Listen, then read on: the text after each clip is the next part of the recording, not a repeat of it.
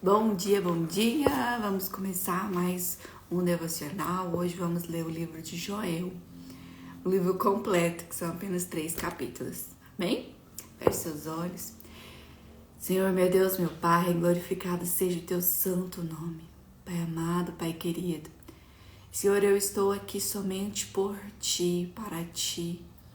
Estou aqui, Senhor, para cumprir a Tua vontade, de chegar mais perto de Ti, Senhor. Estou aqui para ter mais relacionamento, mais intimidade com o Senhor. Estou aqui, Pai, para Te louvar, para agradecer o Teu santo nome e para tentar cumprir o meu propósito. Se for da Tua vontade, Senhor, traga mais mulheres, mais pessoas que vão ser impactadas pela Tua palavra através desse devocional. Senhor, abençoa cada uma dessas metas que eu coloquei aqui. Em nome de Jesus, eu Te louvo e Te agradeço. Coloca a Tua mão, Pai, sobre as nossas vidas, sobre as nossas metas. Em nome de Jesus. Amém. Amém? Então vamos lá. Livro de Joel. Joel significa Javé é Deus. Filho de Petuel, declara que a tua profecia é a palavra do Senhor. A maioria dos eruditos concorda que Joel tinha formação educacional superior, residia em Jerusalém ou em seus arredores e talvez fosse membro do clero. Ele não é mencionado em mais nenhum outro lugar das Escrituras. Diversas datas foram propostas partindo do tempo pré-exílico do rei Joás ao período pós-exílico, depois ou durante a restauração do Muro de Jerusalém. Mas nenhuma data foi dada no texto. A data tradicionalmente aceita é a mais recente, favorecida pelas seguintes razões: a ausência de influência de um rei ou governo no livro. O rei Joás subiu ao trono ainda criança e o sacerdote Jeoiada era quem de fato governava. A forte influência do clero, os nomes de nações estrangeiras encontrados no livro.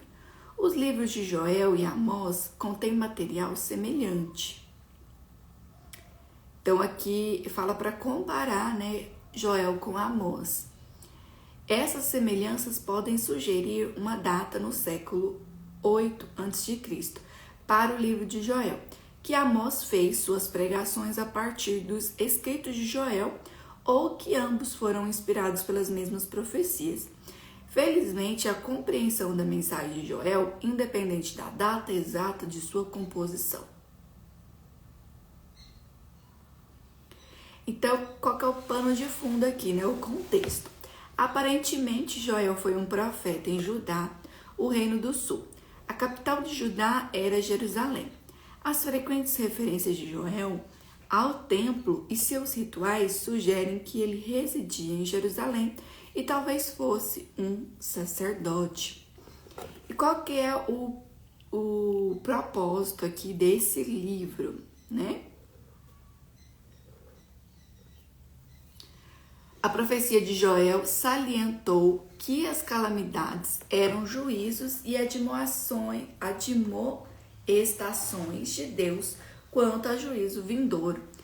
Ele proclamou com veemência que Judá seria julgada por seu pecado e exortou o povo da aliança a observar os eventos ao redor, a arrepender-se e a retornar com sinceridade a Deus. Enfim, ele queria mostrar a todas as pessoas que o futuro clímax da história colocaria na balança a justiça de Deus em perfeito equilíbrio. E aqui, então, os destinatários, a mensagem foi primeiramente para o povo de Jerusalém, de Judá. Eles seriam os primeiros a serem julgados e restaurados. E ele identificou claramente os pecados deles e os chamou ao arrependimento. Então, expandiu sua profecia para incluir todas as pessoas. judeus e gentios, do presente e do futuro. Então, aplica-se a nós, né? Esse versículo aqui, esse livro de Joel, também aplica a nós, como diz aqui, que são destinatários do presente e do futuro ali também, judeus e gentios. Características literárias. Joel reuniu em seu enredo 3 conceitos: ruína, arrependimento e restauração. Seu estilo literário é excepcional e único a esse respeito. O foco e a clareza das imagens são reais. Ele constrói a trama até o desfecho, revelação ou resultado. E o livro todo é interligado através de uma imagem conclusiva, poderosa e maravilhosa dos fiéis na presença de um Deus amoroso e eterno. E aqui são 3 temas relevantes. Deus julga o pecado, Deus exige o arrependimento e Deus restaura e abençoa aqueles que se arrependem e se entregam a Ele. Amém?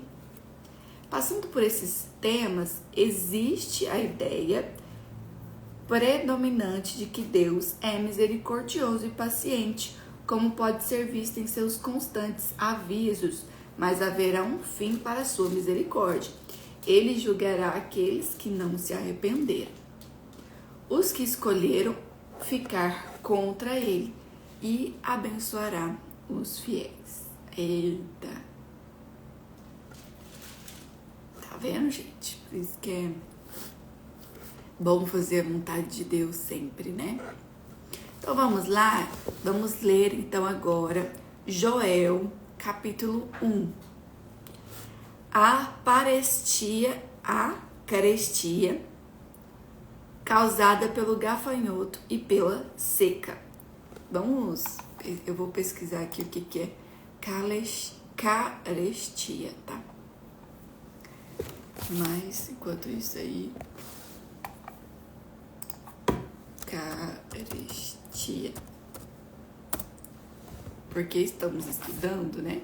Então, carestia, elevação de preço acima do valor habitual, falando de gêneros que escasseiam, falta de alimentos ou de outros. Então, aqui é tipo o que a gente fala aqui, uma inflação alta, né? Tipo isso. A carestia causada pelo gafanhoto e pela seca.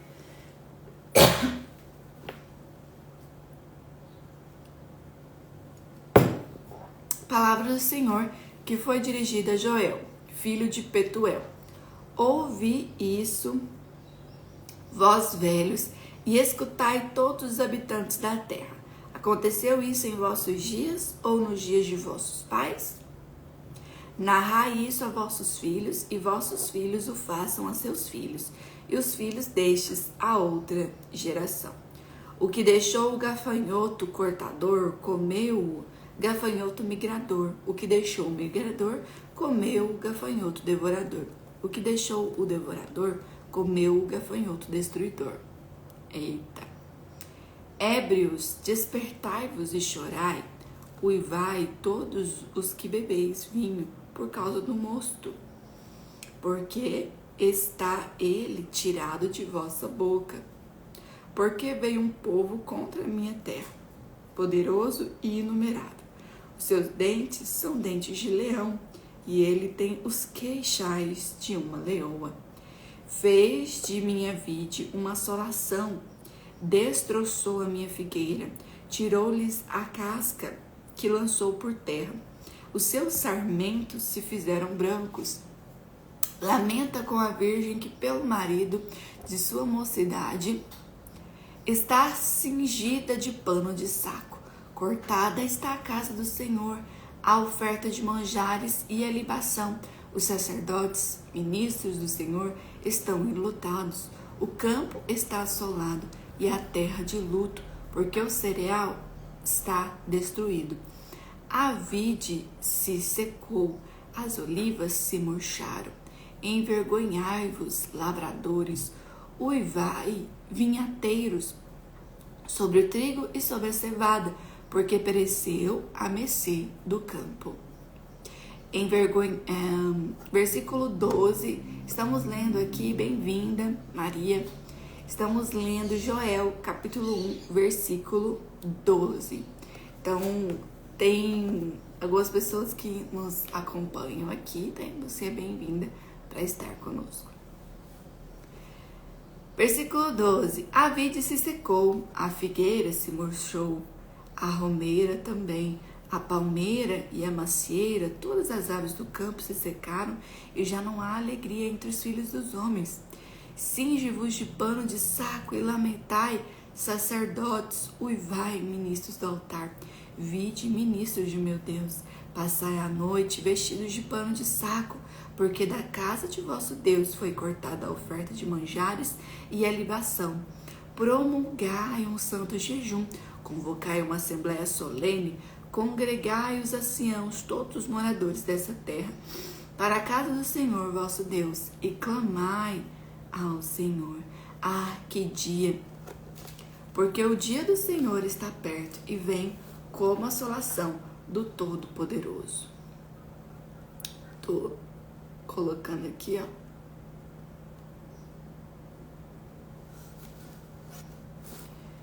Que esse versículo aqui chamou a atenção. Acaso não está destruído o mantimento diante de vossos olhos, e da casa do vosso Deus a alegria e o regozijo? A semente mirrou, debaixo dos seus torrões os celeiros foram assolados, os armazéns derribados, porque se perdeu o cereal. A semente, versículo 18. Como geme o gado, as manadas de boi estão sobremodo inquietas, porque não tem pasto. Também os rebanhos de ovelhas estão perecendo. A ti, ó Senhor, clamo, porque o fogo consumiu os pastos do deserto e a chama abrasou todas as árvores do campo. Também todos os animais do campo bramam, suspirantes por ti, porque os rios se secam e o fogo devorou os pastos do deserto. Bom dia, Isadora, bom dia, Márcia. Estamos lendo a Bíblia e eu sempre abro aqui a live para ler a Bíblia com as pessoas que quiserem também acompanhar. Hoje estamos lendo Joel, capítulo 1, 2 e 3, ou seja, Joel por completo. Bom dia, Beth. Bom dia, bom dia. Então, aqui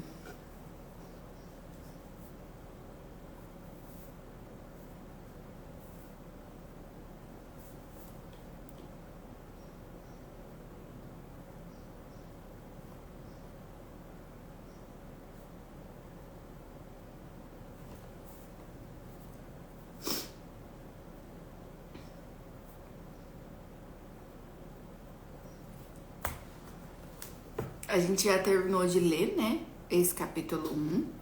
Então, vamos comentar. No versículo 1, os profetas eram responsáveis tanto por profetizar a palavra de Deus, quanto por prognosticar os futuros acontecimentos comandados por Deus. Joel, que o nome é Javé, Deus, era filho de Petuel. Aqui no versículo 2 e 3, Joel alertou o povo para que não fosse levado por uma falsa sensação de segurança na boa vida que governavam. Olha só, isso aqui é incrível também, né?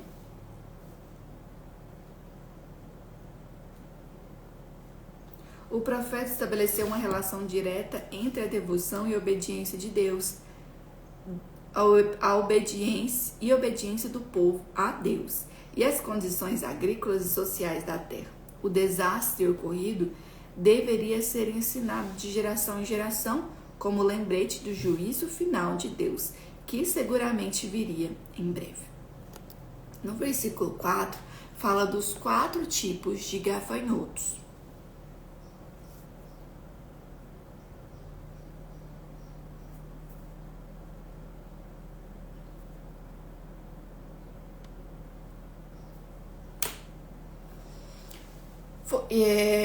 O cortador, o migrador, o devorador e o destruidor.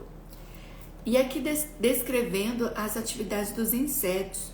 O que o primeiro ataque de gafanhotos não atinge, o segundo devoraria, assim por diante, até que nada restasse.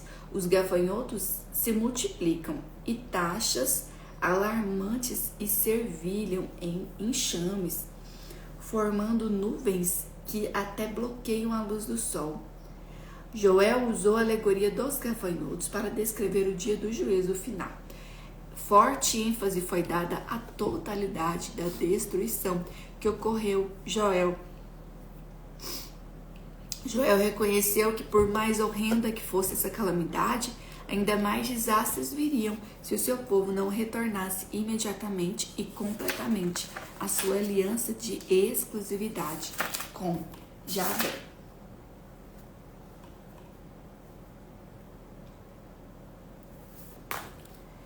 O profeta que queria que o povo compreendesse porque Deus enviara a praga dos gafanhotos para impactar os ébrios, lavradores e sacerdotes e indicar como essa praga afetaria o propósito de Deus para o seu povo. Porque as vinhas, que não eram propriamente malignas, tinham sido consumidas pelos gafanhotos. Não havia vinho, um sinal de que a bênção de Deus havia deixado a terra. Eita! No versículo 6, então, muito pior que o flagelo dos gafanhotos era a invasão assíria e babilônica que sobreveio a Israel e Judá. A praga foi julgamento no presente e alerta para o futuro. A prosperidade conduzira o povo à complacência e à decadência moral. E no versículo 7, a figueira e a vide são referências do antigo Israel. No versículo 8, a nação judaica é descrita como uma virgem através da Bíblia. O pano de saco, normalmente tecido a partir do pelo preto de cana, era usado em sinal de luto. Joel descreveu a aflição de uma virgem diante da morte de seu noivo, antes da consumação do seu casamento. Sua chance de casar-se novamente seria quase inexistente. A tristeza de Israel seria igualmente inconsolável. E aqui dos versículos 9 ao 10, os sacerdotes e os lavradores também haveriam de se lamentar. Não apenas pela perda de seu sustento, que havia sido destruído, mas pelos sacrifícios e festas do Senhor, reduzidas ou canceladas pela devastação. O cereal, o vinho e o azeite eram elementos essenciais do sacrifício, e a praga dos gafanhotos havia destruído os sacrifícios. Os sacrifícios eram pré-requisitos para Deus reunir-se com seu povo. Para Israel, a suspensão dos sacrifícios diários significava uma quebra de comunhão com Deus. Nos versículos 11 e 12, a nação enfrentava a fome, pois os cereais e frutas, os cereais que era trigo e cevada, e frutas que eram tâmaras, maçãs, uvas, figos e romãs, tinham sido destruídos, como a abundância da safra e de alimentos era sinal da bênção de Deus. A destruição da colheita era uma acusação grave. E no versículo 14, que é até o versículo que eu destaquei aqui, esse versículo chave instrui a todos que se arrependam, façam jejum e clamem ao Senhor Deus. Deus nunca deixa o seu povo sem recurso. No versículo 15, no Egito, a praga dos gafanhotos veio antes das pragas de trevas e da morte. Joel encarou a praga dos gafanhotos como um presságio de coisas piores que ainda viriam. Deus protegeu e libertou seu povo quando enviou pragas aos egípcios. Agora seu povo passaria pela experiência de Deus como um inimigo. Terrível isso, né, gente? Seja bem-vinda.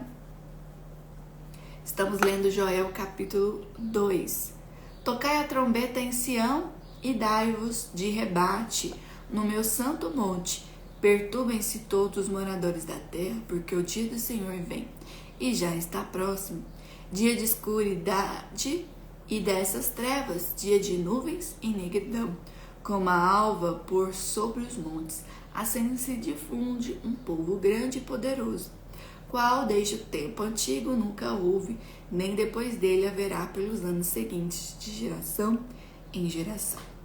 Então aqui, no versículo 1 do capítulo 2, fala da trombeta, que é um shofar, né?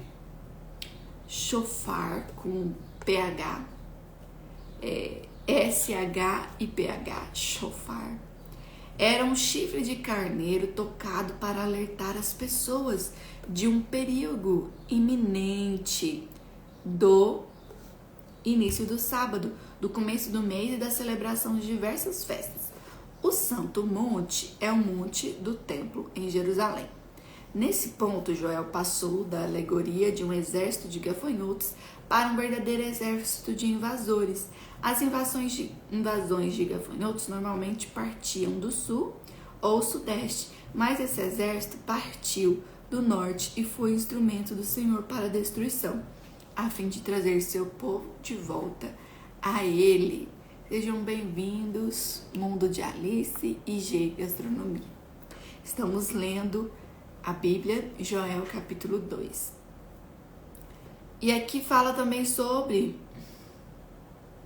os invasores.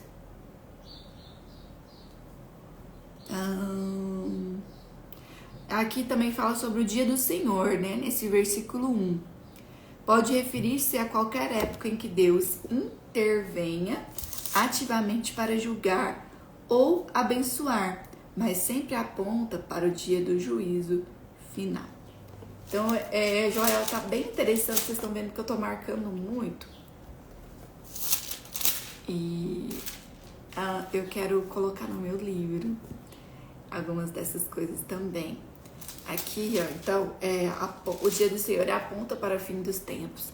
A frase é especialmente associada aos últimos dias e àquele grande e terrível dia do Senhor. Versículo 3, vamos ler até o 11 e aí a gente comenta. À frente dele vai fogo devorador, atrás chama que abrasa. Diante dele a terra é como o jardim do Éden, mas atrás dele um deserto assolado, nada lhe escapa. Bom dia, Lê, bom dia, bom dia. Bom dia, Eunice, bom dia, Vanessa. Bom dia. Estamos lendo Joel, capítulo 2, versículo 3. Graça e paz. Bora. Então aqui já lemos o versículo 2, 3. Estamos na metade do versículo 3. A terra é como o jardim do Éden, mas atrás dele um deserto assolado, nada lhe escapa. Versículo 4. A sua aparência é como a de cavalos e como cavaleiros assim correm. 5. Estrondeando como carros, vem saltando pelos cimos dos montes, crepitando como chamas de fogo que devoram um restolho, como um povo poderoso posto em ordem de combate. Diante deles tremem os povos, todos os rostos empalidecem. Correm como valentes, como homens de guerra, sobem muros e cada um vai no seu caminho e não se desvia da sua fileira. Não empurram uns aos outros, cada um segue o seu rumo, arremetem contra lanças e não se detêm no caminho. Assaltam a cidade, correm pelos muros, sobem as casas pelas janelas, entram como ladrão.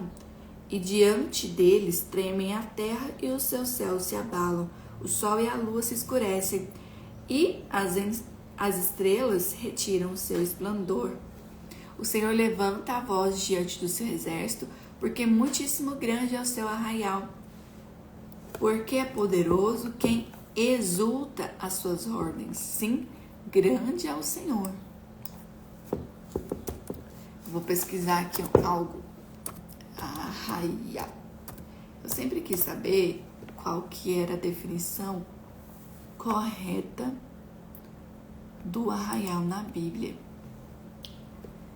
Então aqui, porque é poderoso quem exulta as suas ordens. Sim, grande é o dia do Senhor e muito terrível. Quem o poderá suportar? Então a expressão arraial, era facilmente compreendida pelos judeus convertidos como uma referência a Israel e Jerusalém. Eles foram chamados a sair fora do arraial. Porém, não somente isso, o apelo é para que definitivamente se dirigissem a Ele, Cristo. Disto se deduz que o Senhor está fora do arraial.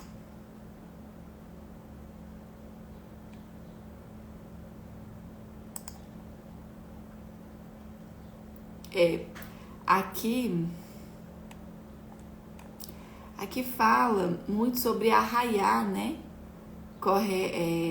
Arraial como festa junina. Mas na Bíblia não é isso, né? Então, eu acredito que arraial está ligada a festas.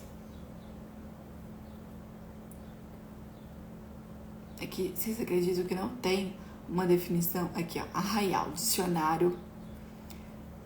É um acampamento, uma festa popular ao ar livre,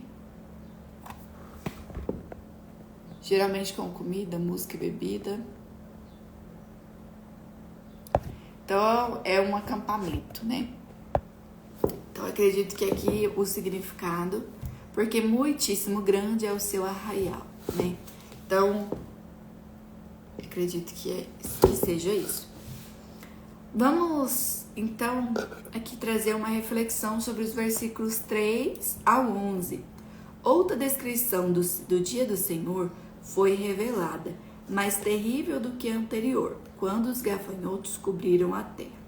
Essa descrição pinta o retrato vivo da invasão de um exército estrangeiro, o sítio de Deus e o castigo de Judá. Entretanto, até mesmo essa calamidade é insignificante diante do divino juízo final daqueles que rejeitam Cristo. E aí no versículo 10 e 11, essa descrição de tribulação cósmica aponta o comandante como líder, iniciador e condutor do juízo. Vamos então ler o versículo 12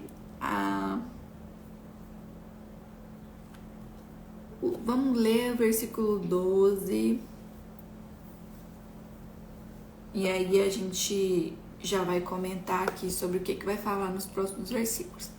Ainda assim, agora mesmo, diz o Senhor, convertei-vos a mim de todo o vosso coração, e isso com jejuns, com choro e com pranto. Esse apelo aqui por uma mudança no coração foi iniciado pelo Senhor. Gente, isso aqui é muito lindo, eu fico até emocionada, com vontade de chorar.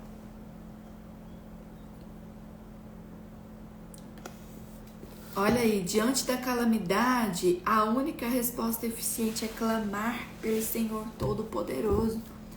Então, Deus anseia tanto por nós, sabe? Como um pai mesmo fica ansiando pelo filho, fica querendo a presença do filho. Não é bom, gente? Não é ruim a gente ficar longe dos nossos filhos. A gente passa um pouquinho de tempo longe deles e a gente já fica preocupada, querendo saber o que está acontecendo, querendo que eles voltem logo para casa. E com Deus é da mesma forma. Olha só o que fala no versículo 13. Rasgai o vosso coração e não as vossas vestes, e convertei-vos ao Senhor vosso Deus, porque Ele é misericordioso e compassivo, e tardio em irar-se, e grande em benignidade, e se arrepende do mal. Que lindo, gente. Eu vou escrever isso no meu livro, que tem um capítulo lá que fala, já tô anotando tudo aqui, tem um capítulo que fala sobre arrependimento, né? Nossa, isso aqui é perfeito. Então, nesse versículo aqui 13, quando uma tragédia acontecia, a forma correta de exprimir o luto era cobrir a cabeça de cinzas, rasgar as vestes e cobrir-se com pano de saco. Deus advertiu seu povo de que não estava interessado em manifestações aparentes, mas num coração quebrantado e contrito. Olha só. Meu Deus. Deus não estava interessado em manifestações aparentes. Ou seja, não era para você mostrar para as pessoas que você estava fazendo algo, mas era para você ter um coração arrependido e contrito, né? Quebrantado. Versículo 14. Quem sabe se não se voltará e se arrependerá e deixará após si uma bênção, uma oferta de manjares e libação para o Senhor vosso Deus? Tocai a trombeta em Sião, promulgai um santo jejum, proclamai uma assembleia solene, congregai o povo, santificai a congregação, ajuntai os anciãos, reuni os filhinhos e os que mamam, saiam o noivo de sua recâmara e a noiva de seu aposento, chorem os sacerdotes, ministros do Senhor, entre o pórtico e o altar, e orem, poupa, ó Senhor, e não entregue a tua herança ao opróbrio, para que as nações façam escárnio dele, porque hão de dizer entre os povos, onde está o seu Deus? Meu Deus. Eita, que eu vou escrever esse capítulo inteiro no meu livro, olha. Esses versículos aqui estão falando muito assim comigo.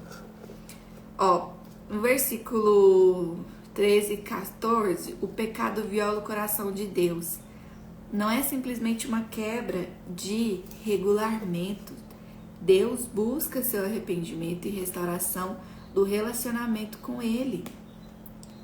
Em sua soberania, Ele pode transformar em bênçãos as situações mais trágicas e traumáticas.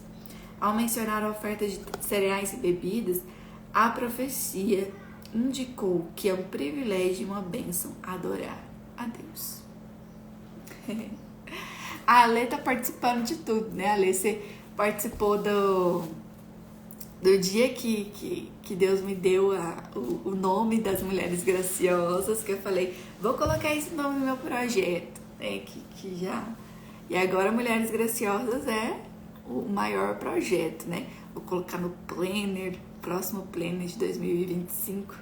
Gente, já tem que imprimir esse planner, já tem que mandar ele.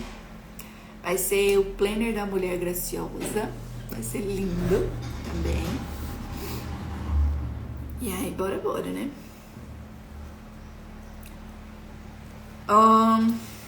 Ao mencionar a oferta de cereais e bebidas, a profecia indicou que é um privilégio e uma bênção a adorar a Deus. Glória a Deus. E aqui no versículo 16, todos deveriam se reunir na santa congregação para chorar e orar. Ninguém estava livre, nem mesmo aqueles que normalmente eram desculpáveis, como mães amamentando seus filhinhos ou aqueles prestes a se casar. O tom das palavras expressava extrema urgência. E vamos ler então o versículo 18 até o 25.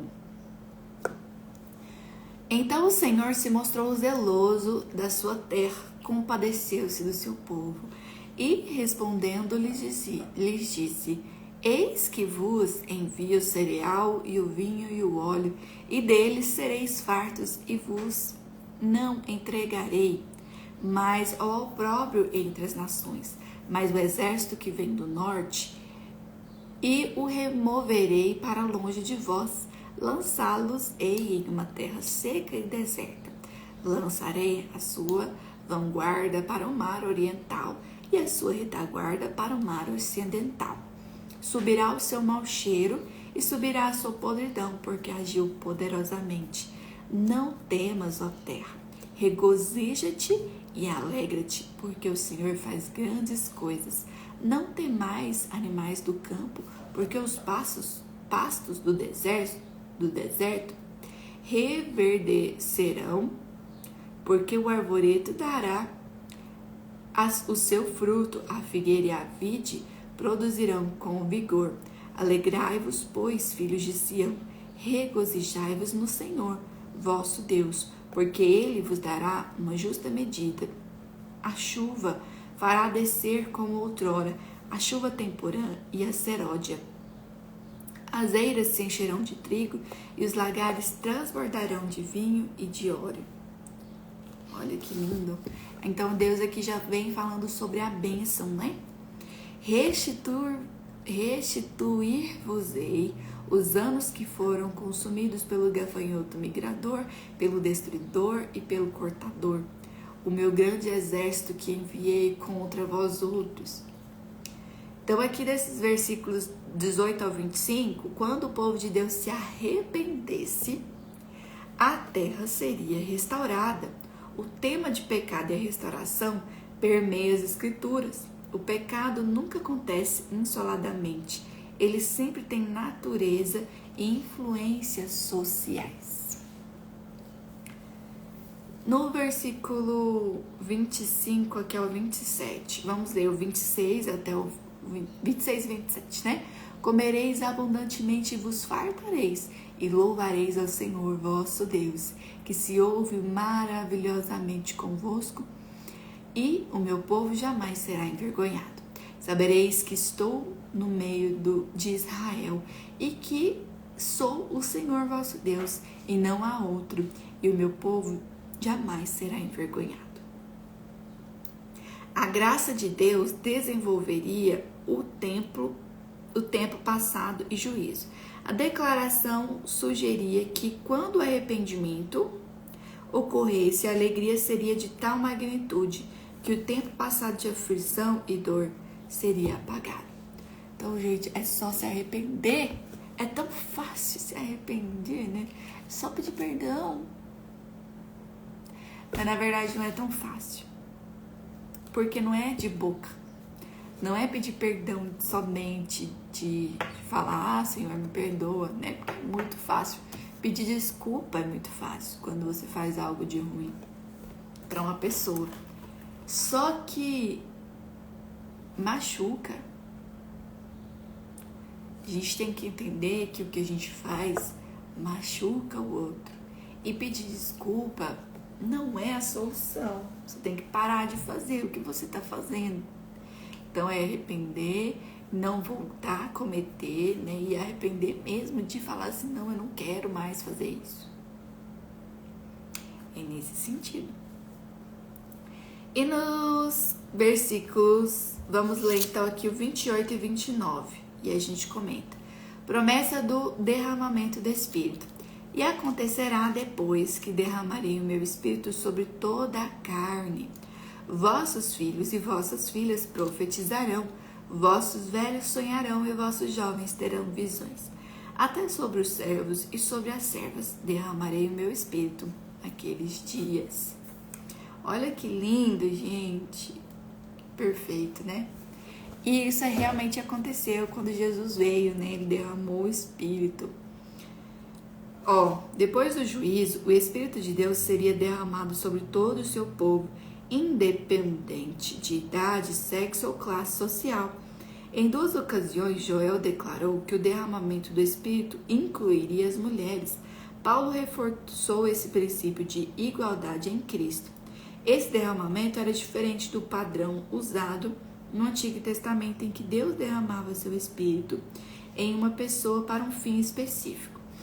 Essa profecia declarou que o Espírito de Deus seria dado a todos os crentes. Pedro citou essa passagem em Pentecostes para explicar a manifestação do Espírito Santo sobre os crentes. Jesus previu esse mesmo derramamento do Espírito aos seus discípulos. Então faz muito...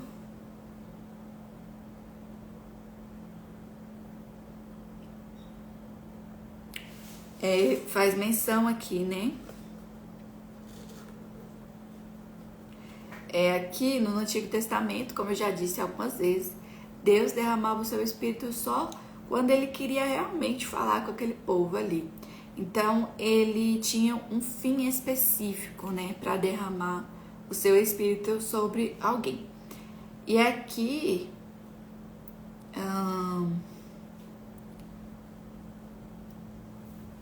Jesus previu esse mesmo derramamento do Espírito aos seus discípulos, né?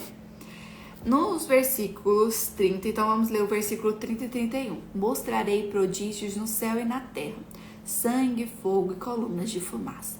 O sol se converterá em trevas e a lua em sangue, antes que venha o grande e terrível dia do Senhor.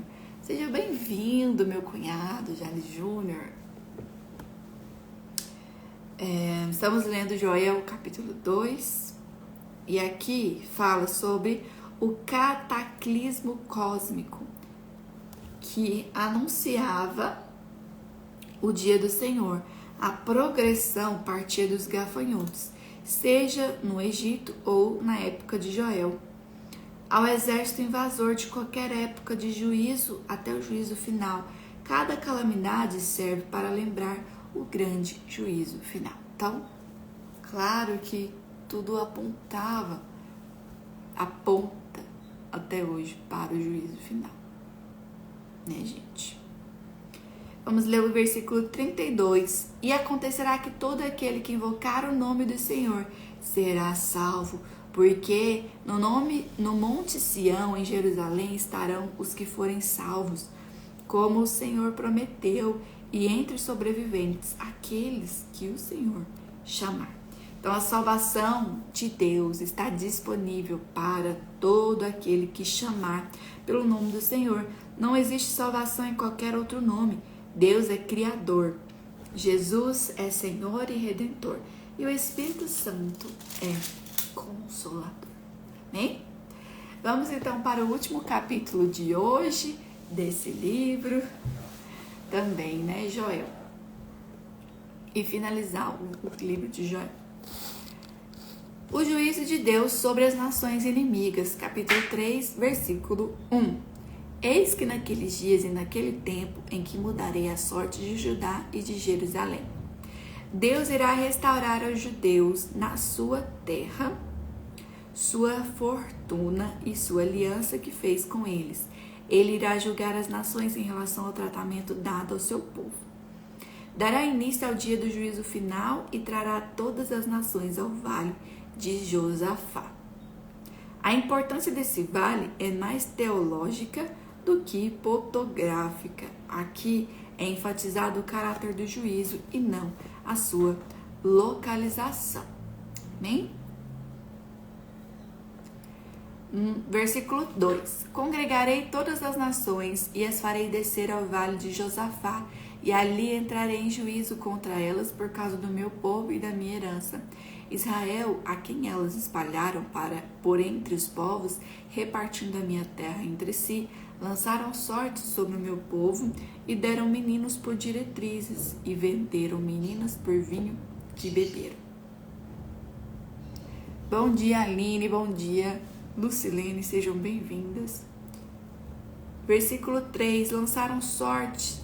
Esse aqui a gente já leu.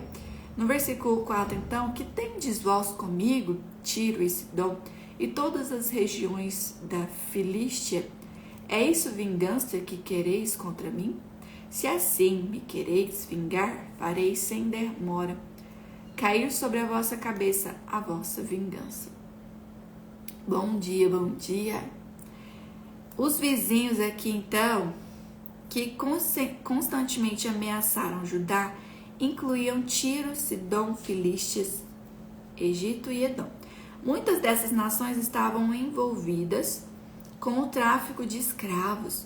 O castigo seria empregado especialmente para 2 tipos de crime: a pilhagem de tesouros, provavelmente do templo em Jerusalém, e a venda do povo de Deus como escravo. Então aqui é algo imperdoável, né? No versículo 5, Vamos ler ele até o 12, tá bom? Visto que levaste a minha prata e o meu ouro e as minhas joias preciosas, metestes nos vossos templos, e vendestes os filhos de Judá e os filhos de Jerusalém, os filhos dos gregos, para os apartar para longe dos seus limites, eis que eu os suscitarei do lugar para onde os vendestes, e farei cair a vossa vingança sobre a vossa cabeça, a vossa própria cabeça. Venderei vossos filhos e vossas filhas aos filhos de Judá, e estes, os sabeus, a uma nação remota, porque o Senhor o disse. Proclamai isso entre as nações.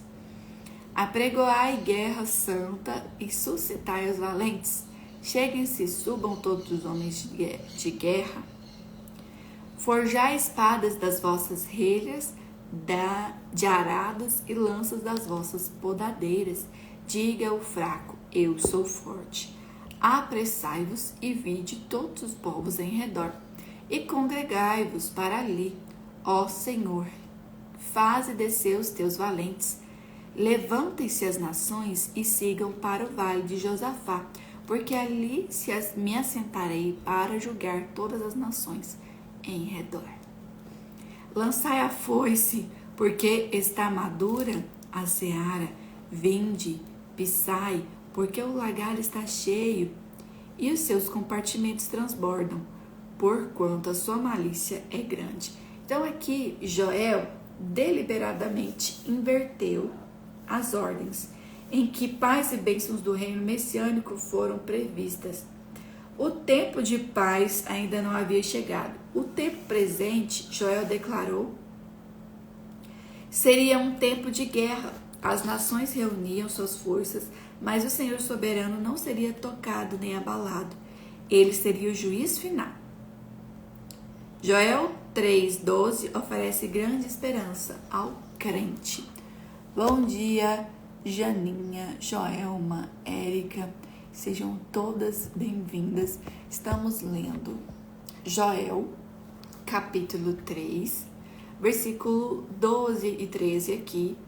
Estamos finalizando esse capítulo, estamos aqui todos os dias fazendo o nosso devocional ao vivo. E o maior objetivo de estarmos aqui é ler a palavra de Deus e entender um pouco mais, chegar mais perto de Deus, tá bom? Então, sejam bem-vindas, fiquem conosco, Deus abençoe vocês. Aqui então, no versículo 13, Joel usou o tema agrícola em todo o livro. Nesse ponto, a alegoria da colheita passa dos cereais e do vinho para a destruição e juízo dos inimigos de Deus. Vamos ler então os versículos 14 até o 16. Multidões no vale da decisão, porque o dia do Senhor está perto no vale da decisão. O sol e a lua se escurecem e as estrelas retiram o seu esplendor. O Senhor brama de Sião e se fará ouvir de Jerusalém, e os céus e a terra tremerão.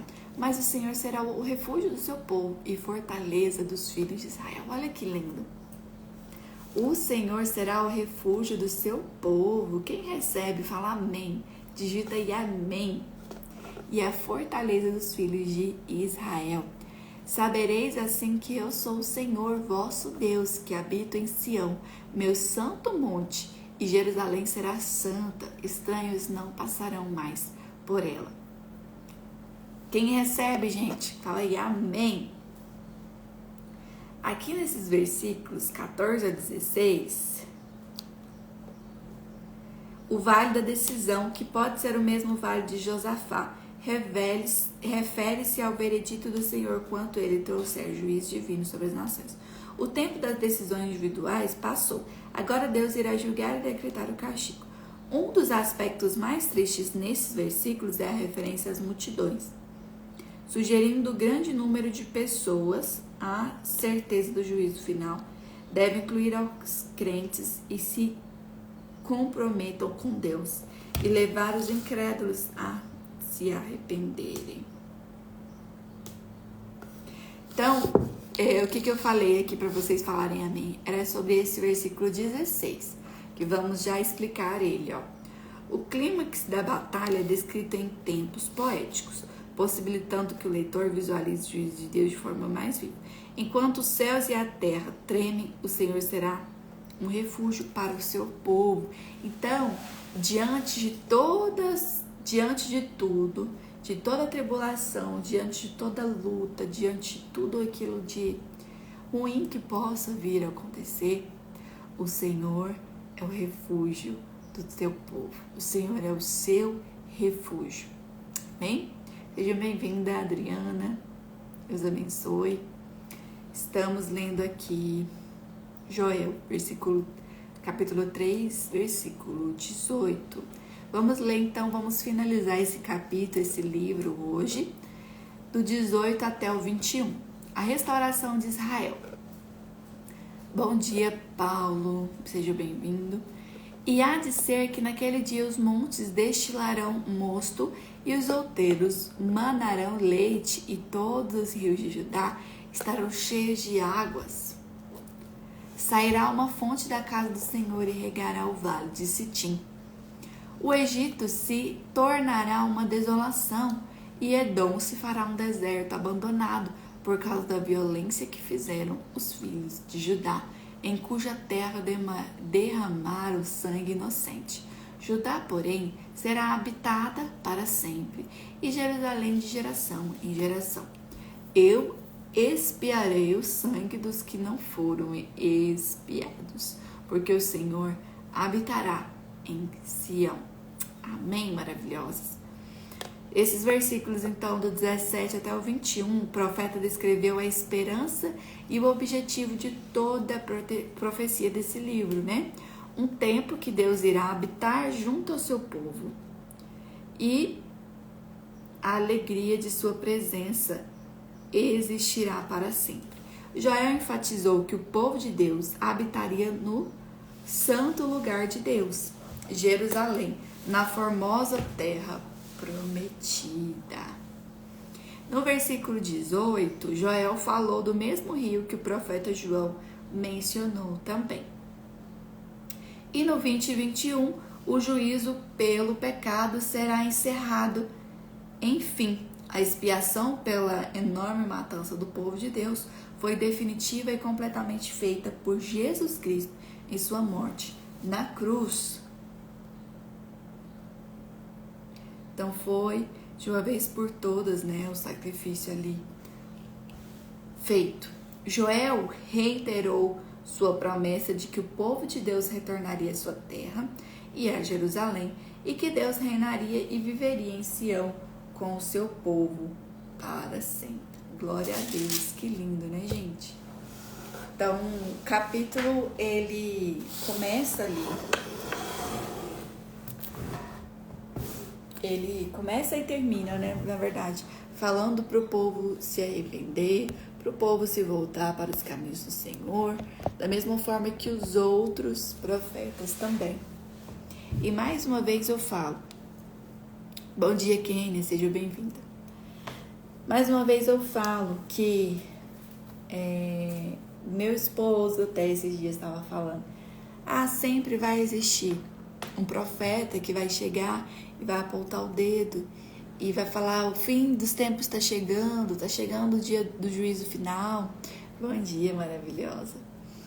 Está chegando arrependam-se dos seus pecados, que Jesus está voltando sempre. Sabe por que sempre vai ter? Porque o povo precisa disso. O povo não se arrepende. Deus manda tantos homens, tantas pessoas, tantos profetas, e o povo continua persistindo no erro, infelizmente. Então, é algo que nós temos que colocar em prática, né? E não nos ensoberbecer igual aquele povo ali, não ficar presos naquilo.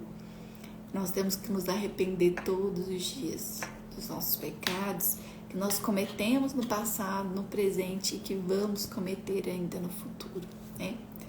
Achei muito lindo esse capítulo todo completo. Eu vou escrever um pouco sobre ele porque ele é bem completo mesmo, esse capítulo. Gostei bastante. E falando sobre o arrependimento. É muito necessário. Então vamos orar, feche seus olhos. Senhor, meu Deus, meu Pai, glorificado seja o teu santo nome, Senhor. Tu és maravilhoso, tu és tremendo, tu és o Pai. Incrível, Senhor, não há outro além de ti. Não há outro, Senhor, que se assemelhe a ti.